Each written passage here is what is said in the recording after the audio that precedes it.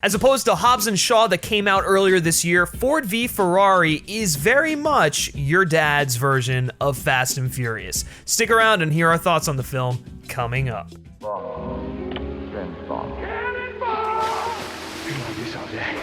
Did you rub my land? 1,000 generations living in now. Here we go.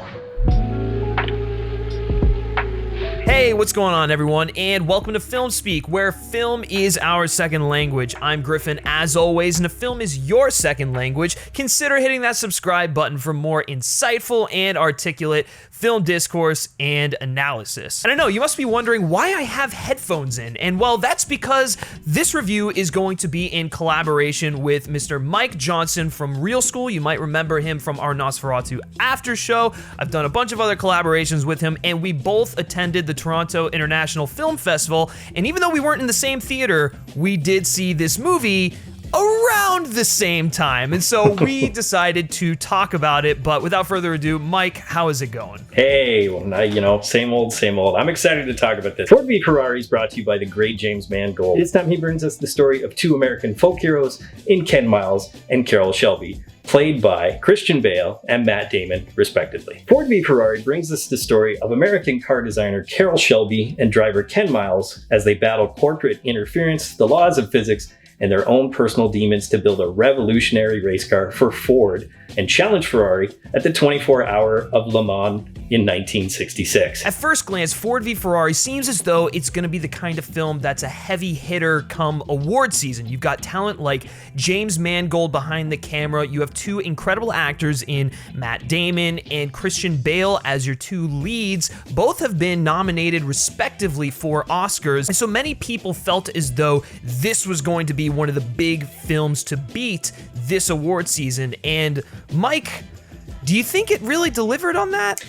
No. And here's the thing. I really enjoyed this movie, but it was arguably one of the safest Oscar contenders, if you want to call it that already. This film was very much a safe prestige flick, kind of the same as The Martian, if I was going to compare it to, another Matt Damon project where, don't upset those Martian fanboys, man. They'll come after you. I love The Martian. And Drew Goddard wrote a great script, and that's the same thing. I mean, Ford v Ferrari is really entertaining. You've got a great director behind the camera, like you said. You've got an amazing cast, not just the two leads, but like the supporting actors. John Bernthal, Katrina Belfi is in it as well. Some great supporting performances, but it was formulaic, I think, is the best way of putting it. Now, I enjoyed it, like I had said, and I'm not even really a car guy at all. I knew the story a little bit because I've watched a show on Amazon that I won't name,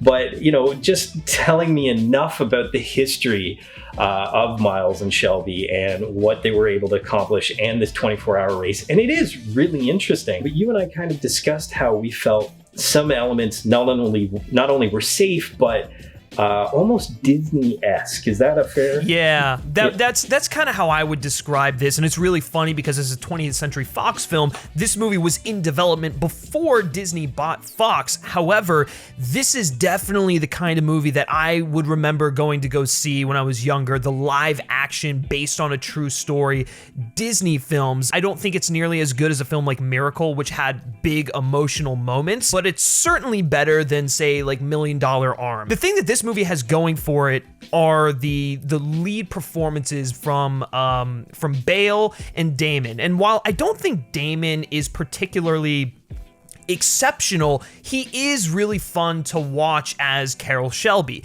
However, when it comes to Ken Miles and Christian Bale, I think he's really good. I do think he overdoes it a little bit. He's a bit too cartoony at times, giving it a bit just a little too much. But in typical Christian Bale form, he delivers on a very transformative performance, both physically and just in terms of emotions and acting nuance. The two of them carry the movie, and in very different ways. And I think you broke it down perfectly, where Matt Damon doesn't necessarily outshine anybody, but he carries the film when he needs to. He, in a sense, is the heart of the film.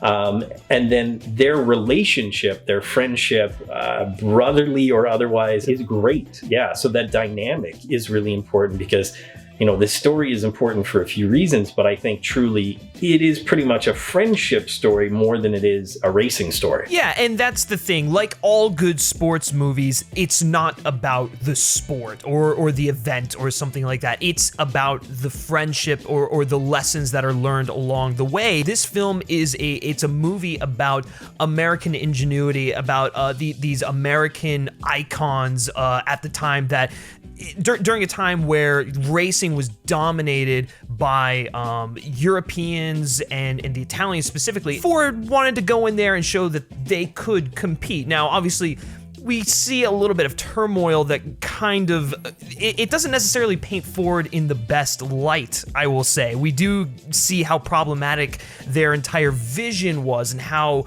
egotistical and selfish it was, but that's not what this story is about. This story is about Ken Miles and Carroll Shelby, and I think Mangold did a great job of focusing in on them and the accomplishments that they achieved together. And that's why Ford v Ferrari is at its best, when those two are the center focus of the film and they're building this amazing car in the Ford GT. Mangold takes his Western sensibilities, his vision of cowboys and American legends and folklore, and he puts it into a modern context. Now, obviously, this is the 60s, so it's not modern necessarily, but it is more modern than, say, something like a 310 to Yuma. And so, as a result, the movie does have like a weirdly Western flavor to it, which is perfect for this kind of a movie. Yeah, and he picks up on those motifs and he conveys them really well. And if you consider, like you said, 310 to Yuma, which is an obvious Western,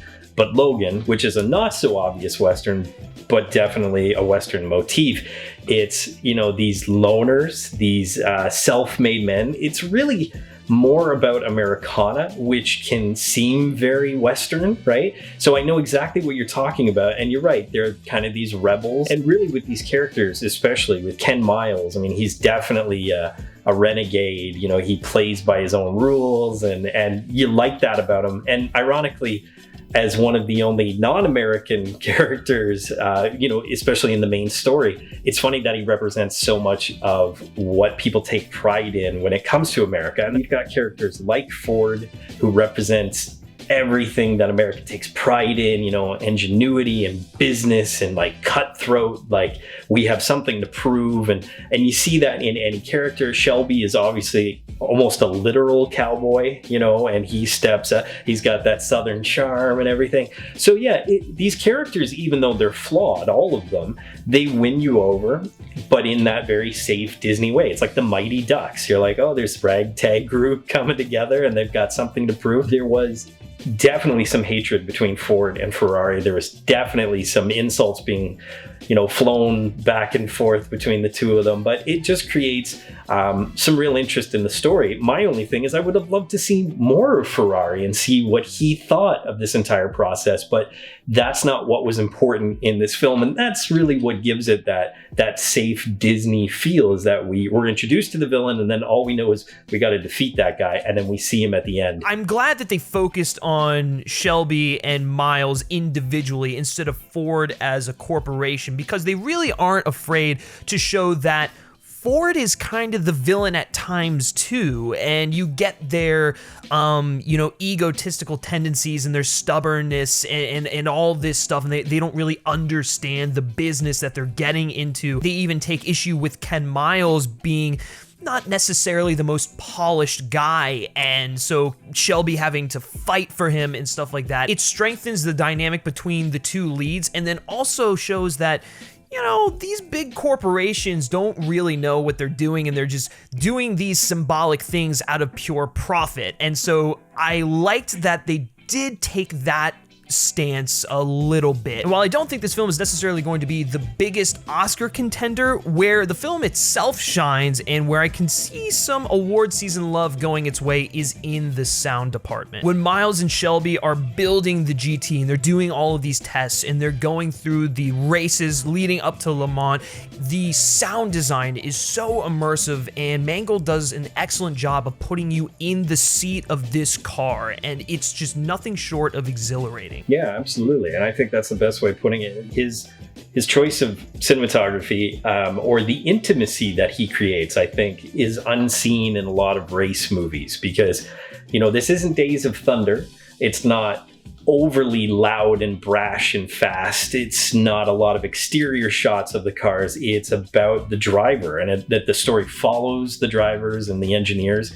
And when you're in the race, you're in the car. If we want to carry on the whole conversation about Western motif directing, those close-ups of characters' faces and eyes and that kind of expressiveness comes out in the races, which I think makes it more interesting. Yeah, I would agree with that. And while I think that some of the exterior shots weren't the greatest VFX wise, sometimes you could tell that Bale or Damon were up against a green screen. I do think as a whole these racing sequences are very exciting, and it's why you go to this movie, and it is epic. It is worth the price of admission alone. The third act especially, it has you on edge the entire time, and if you're not familiar with this true story, you have no idea how it's going to play out, and so it's just that much more exciting. I do think where the film falters ever so slightly is that it's a bit bloated, especially on length, and a lot of the earlier stuff does take a bit to get going, but once they're in the pocket and they're doing the tests on the GT and they're doing the races and the pacing and the editing starts to speed up,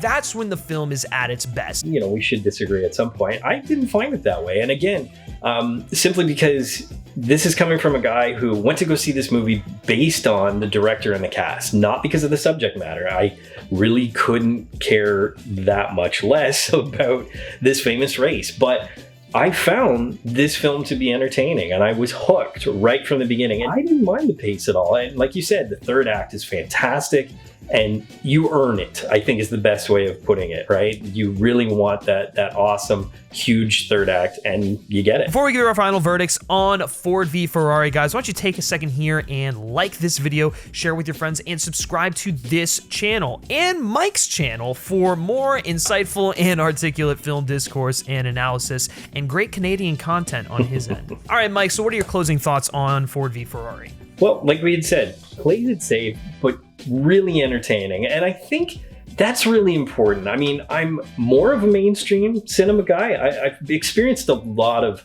shall we say, fall classics where studios take chances and they're more prestigious and they're more dramatic or they're more experimental.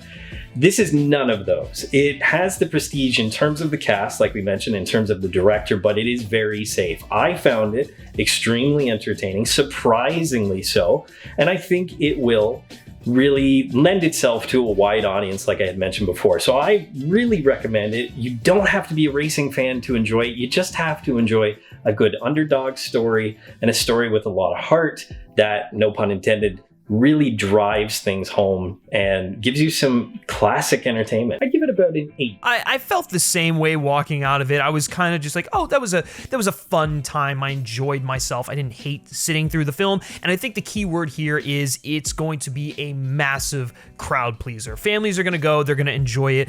And most people are going to go see this film and enjoy it. It's got 2 great performances. It's got very steady direction. The racing sequences are edge of your seat. I do want to give a shout out to Marco Beltrami's score. I do think it's a little too long and it does take a bit to get going. Definitely checks all the boxes of like the Disney based on a true story cliche sort of sports movie, but at the end of the day, it's a fun time. People are going to love it. And so for all those reasons and the reasons I mentioned throughout my review, I'm going to give Ford v Ferrari a 7 out of 10. But now we want to hear from you all. We want to know what your favorite racing movie is down in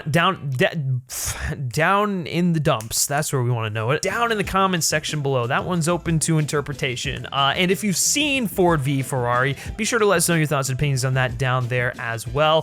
Mr. Mike Johnson, thank you as always for joining me. Where can everyone find you? Well, you can find me on my best kept secret YouTube channel at Real School, or any of the social media at Real School except Instagram, which has a period in between real and school. As always, guys, you can like FilmSpeak on Facebook, follow us on Twitter simply by searching FilmSpeak, and if you like me specifically and you like what I have to say, you can give me a follow on Twitter at Griff Schiller. All right, that's gonna do it for this review, and we will catch you next time. Take care.